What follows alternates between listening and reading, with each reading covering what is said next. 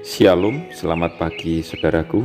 Kembali pagi ini kita bertemu dalam kasih dan anugerah Tuhan. Pagi ini kembali saya menyapa saudara dan mengajak saudara menikmati berkat Tuhan melalui sarapan. Satu hati, raih harapan. Firman Tuhan adalah harapan, dan firman Tuhan pagi ini kita akan membaca dari Amsal pasal 4 ayat 23.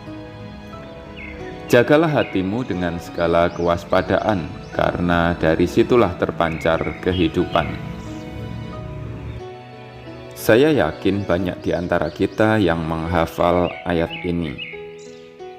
Menghafal ayat tersebut adalah ide yang sangat baik. Akan tetapi jauh lebih baik lagi bila kita tahu artinya, dalam arti sungguh-sungguh memahami dan tahu juga bagaimana cara melakukannya. Bila kita merujuk kata hati dalam dunia medis, maka hati adalah liver. Dan kita semua tahu bahwa organ tubuh ini sangat vital dan merupakan salah satu organ tersibuk selain otak, jantung, dan ginjal. Apa saja kesibukan hati? Sangat banyak. Salah satunya adalah pelindung tubuh dan berfungsi seperti mesin pembuang racun. Berbagai jenis racun yang masuk ke dalam tubuh dinetralisir oleh hati sehingga dapat diterima oleh organ lain. Hati menjaga organ tubuh yang peka terhindar dari keracunan akibat zat-zat yang berbahaya. Nah, cara untuk menjaga kesehatan hati dapat dirangkum menjadi 5 langkah, yakni lakukan imunisasi sedini mungkin, miliki pola makan yang sehat dan bergizi seimbang, minum air putih yang cukup, hindari konsumsi alkohol karena alkohol merusak hati, hati-hati dalam mengkonsumsi obat.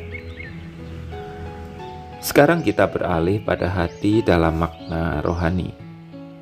Sebenarnya kita melihat ada kemiripan fungsi hati secara fisik dan hati dalam pengertian rohani. Secara rohani, hati memegang peran yang sangat penting juga, karena di dalamnya termuat cara berpikir, perasaan, keinginan, hasrat atau kehendak. Jadi menjaga hati adalah menjaga pikiran, menjaga perasaan, menjaga keinginan dan hasrat kita. Bagian-bagian itu saling terkait satu dengan yang lain, karena dari sanalah akan muncul tindakan. Tidak salah bila kita mengambil cara menjaga hati secara fisik itu untuk diterapkan dalam menjaga hati rohani. Saya menyamakan tindakan imunisasi dengan menerima Yesus Kristus sebagai Tuhan dan Juru Selamat. Sebab hanya dengan cara itulah kita dapat menerima Roh Kudus yang akan menolong kita untuk dapat membedakan mana yang najis dan mana yang kudus. Roh Kudus yang akan menuntun kita pada seluruh kebenaran. Tindakan-tindakan berikutnya adalah memilih dan memilah apa yang kita konsumsi, yakni apa yang boleh masuk ke pikiran kita dan yang tidak boleh. Dengan semakin banyak menjejalkan hal baik, yakni pengajaran, didikan yang didasarkan pada kebenaran, maka hati kita akan terjaga.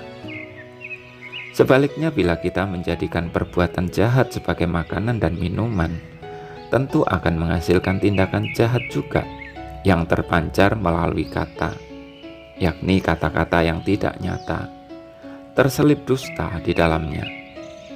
Tindakan jahat itu juga muncul pada keinginan mata yang busuk dan memalukan. Ada keserakahan, iri hati, dan hal-hal lain yang tidak senonoh seperti percabulan. Oleh karena itu, perhatikan hati kita.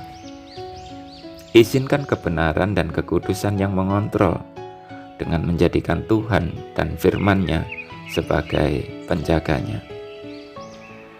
Selamat pagi saudaraku, selamat beraktivitas. Tuhan memberkati. Jangan lupa sarapan.